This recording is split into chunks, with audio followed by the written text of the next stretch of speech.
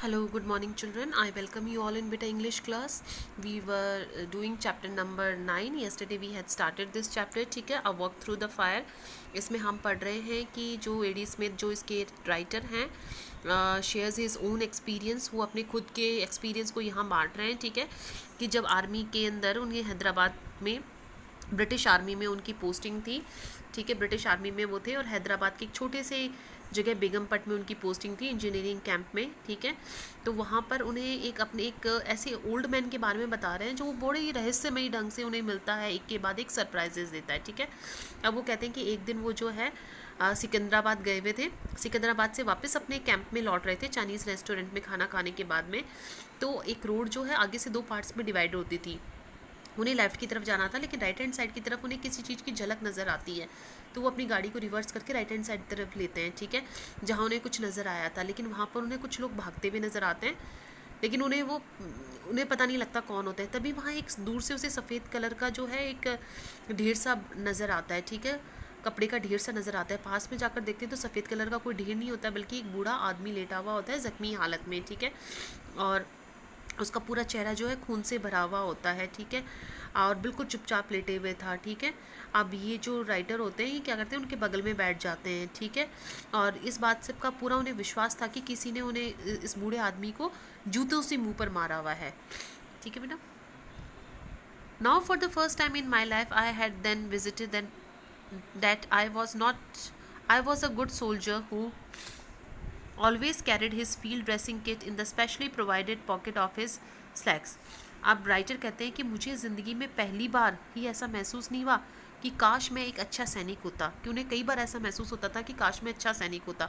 कि मुझे कई बार महसूस होता था कि मैं काश एक बहुत अच्छा सैनिक होता जो अपने पजामे की जेब में, जो पजामे की जेब होती थी, उस पजामे की जेब में जो है instead of the usual tin of cigarettes not being a good soldier, कि मैं अपनी जेब में जो है सिगरेट के बजाय जो है ड्रेसिंग किट होते हैं ना, फर्स्ट एड वगैरह, पट्टियाँ वगैरह, जो मरहम पट्टी वगैरह. ठीक है, ये रखता, कि ये सोल्जर्स वगैरह रखते हैं ना अपने साथ में. तो बोलते हैं कि ज़िंदगी में मुझे कई बार ये चीज़ फील हुई है कि काश मैं एक अच्छा सैनिक होता जो सिगरेट की बजाय अपने जेब में जो है ड्रेसिंग किट वगैरह ये चीज़ रखता. But not being a good soldier, लेकिन मैं अच्छा सैनिक नहीं था. I had to do the best good with a large pocket handkerchief. अब मुझे क्या करना था, मेरे पास में केवल एक, अब राइटर के पास में केवल एक बड़ा सा रुमाल था. तो वो कहते हैं अब जो कुछ मुझे अच्छा करना था वो मेरे केवल रुमाल के साथ ही करना था. And when I had manage to clear the blood from his face I could see that he was indeed a very old Indian. और जब मैंने रुमाल से उसका चेहरे का खून साफ करा तब मैं देख पा रहा था कि वो एक बहुत ही बूढ़ा आदमी था वास्तव में. And I was beginning to get more than a little worried. अब मैं उसके बारे में थोड़ा सा ज़्यादा चिंतित होने लगा. He had eventually taken a severe beating. उसे वास्तव में बहुत गंभीर तरीके से मारा गया था. And I did not want to move him, और मैं उसको हिलाना भी नहीं चाहता था. Because I did not know what internal injuries he might have. मैं उसे हिलाना भी नहीं चाहता था क्योंकि मुझे ये भी नहीं पता था कि उसे कितनी अंदरूनी चोटें आई होगी. On the other hand I did not feel I could leave him where he was. और दूसरी तरफ मैं उसे अकेला भी नहीं छोड़ना चाहता था कि जहाँ पर वो है. ठीक है, अब वो कहते हैं कि मैं जो है उसे अकेला भी नहीं छोड़ कर जाना चाहता था. While I drove on to the camp में जो है मैं उसे अकेला छोड़कर भी नहीं जाना चाहता था. कि हेल्प, अगर मैं कैंप में जाऊँ मदद लेने के लिए, किसी और को लेकर आऊँ मदद लेने के लिए, लेकिन वो इस हालत में था कि मैं उसे अकेले छोड़कर भी नहीं जा सकता था. ठीक है, in fact I did not know what to do. बल्कि मुझे समझ में नहीं आ रहा था कि मैं क्या करूँ. And on that he stood up. लेकिन तभी वो खड़ा हो गया.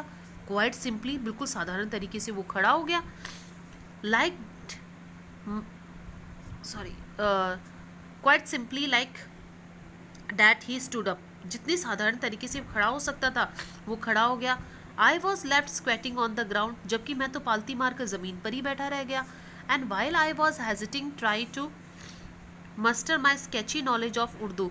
और जब मैं जितनी भी मेरी उर्दू की नॉलेज थी उसको जुटा रहा था, मतलब कि उसको इकट्ठा कर रहा था, उर्दू बोलने की कोशिश कर रहा था, तो ask him he was all right, ये पूछने के लिए कि क्या वो बिल्कुल ठीक है. He gave me my second surprise. तो उसने मुझे दूसरा सरप्राइज़ दिया ऑफ द इवनिंग. उस शाम का मुझे दूसरा सरप्राइज़ दिया, thanking me in perfect English for my timely intervention. अब जो मुझे समय अवधि लगी उसमें तो उसने मुझे बिल्कुल परफेक्ट इंग्लिश में मुझे धन्यवाद कह दिया। आया बेटा समझ में? अब वो जो है क्या करता है कि रुमाल निकालता है, रुमाल से उसका खून साफ करता है, तो उसको पता लगता है कि एक बूढ़ा इंडियन है, ठीक है, और उसे बहुत चिंता होने लग जाती है कि इसको वास्तव में बहुत गंभीर तरीके से मारा है, ठीक है।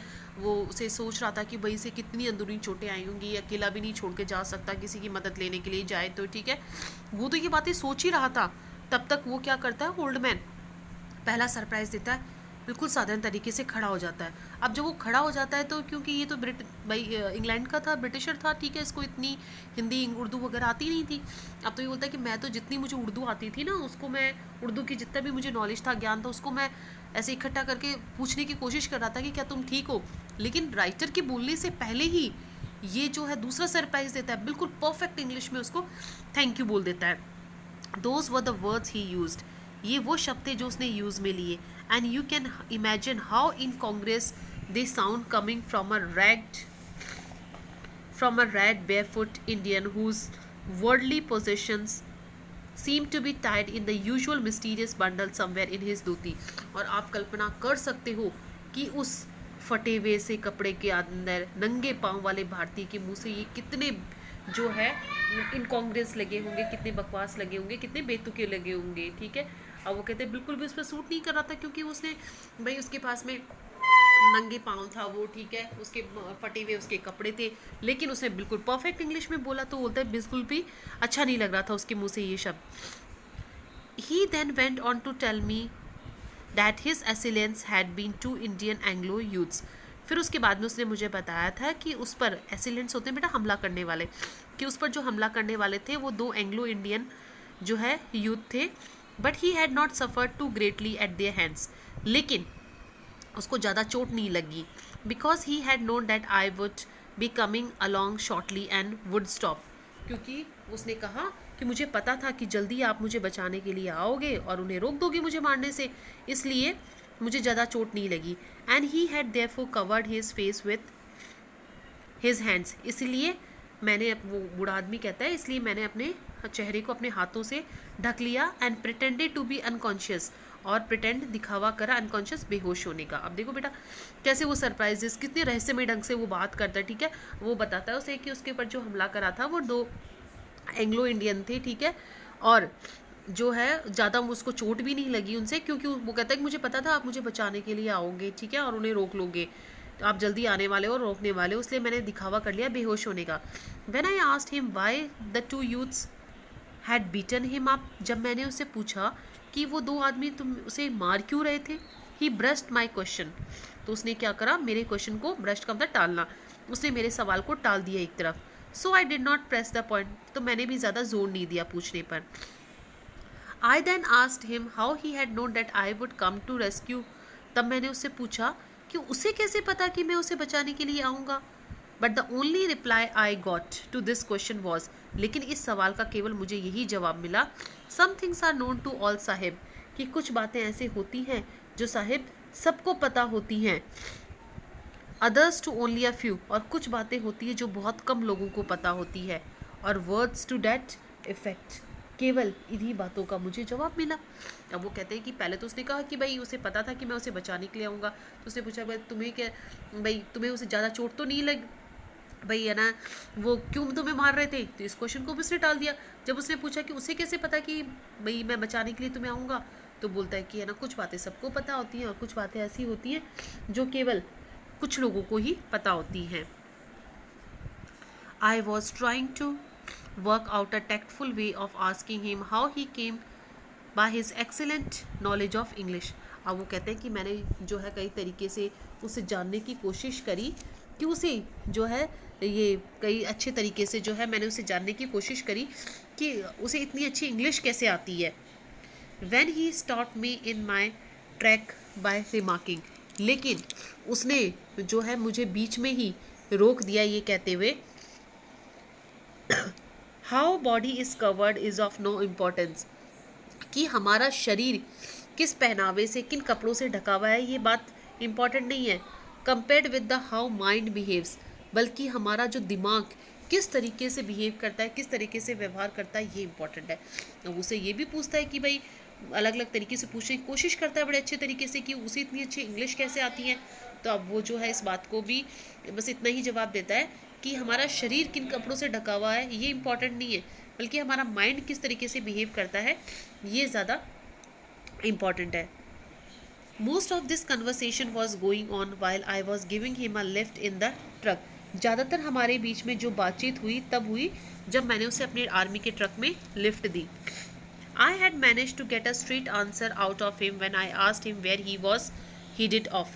मुझे मेरे सवाल का सीधा जवाब तभी मिला, एक ही सवाल का सीधा जवाब मिला जब मैंने उससे पूछा कि उसे जो है कहाँ जाना है।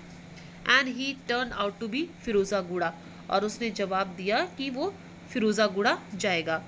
Which was not far from my way, जो कि मेरे रास्ते से ज़्यादा, मेरे मार्ग से ज़्यादा दूर नहीं था। I had invited him to hop in. अब मैंने अपने ट्रक के अंदर, हॉप का मतलब एकदम से ट्रक के अंदर झटपट से उछलकर चढ़ जाना, मैंने जो है मेरे ट्रक के अंदर उसे अंदर आने के लिए इनवाइट करा।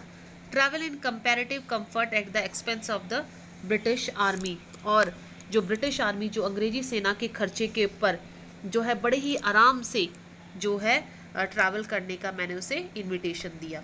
आया बेटा समझ में यहाँ तक? ठीक है, अब एक पैराग्राफ और कर लेते हैं। We soon reached his destination. अब उसने उसे अपनी आर्मी के ट्रक में लिफ्ट दे दी। वो कहते जल्दी ही हम हमारी मंजिल पर पहुंच गए। Whereupon he thanked me once again. वहाँ जाके उसने मुझे वापस से थैंक्स कहा, धन्यवाद कहा, and said, और कहा that he would return my handkerchief after it had been clean, और कहा कि वो मेरा रुमाल लौटा देगा धोने के बाद में, next time we met, जब अगली बार हम मिलेंगे। अब उस बूढ़े आदमी ने कहा कि मैं आपका जो रुमाल है धोकर लौटा दूंगा, साफ करके, जब हम अगली बार मिलेंगे।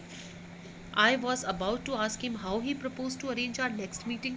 अब वो कहते हैं कि मैं उससे ये जानना चाहता था कि उसे कैसे पता, कि उसे पूछने ही वाला था कि उसे कैसे पता कि हम अगली बार मिलेंगे ही, कि भाई उसे कैसे पता कि मैं अगली बार उससे मिलूंगा। ठीक है, Our next meeting when he did not even know who I was, जबकि मुझे उसे पता ही नहीं था कि मैं कौन था, और which part of huge sapper camp I was, और कौन से इंजीनियरिंग कैंप का मैं हिस्सा हूँ। But before I could begin he had faded into the night, लेकिन जब तक कि मैं उसे कुछ पूछता वो रात के अंधेरे में गायब हो चुका था। आए बेटा समझ में यहाँ तक? ठीक है, अब हम कल आगे और करेंगे कि और आगे ये जो बूढ़ा आदमी कैसे सरप्राइज देता है, कैसे आग पर चलता है। ठीक है बेटा।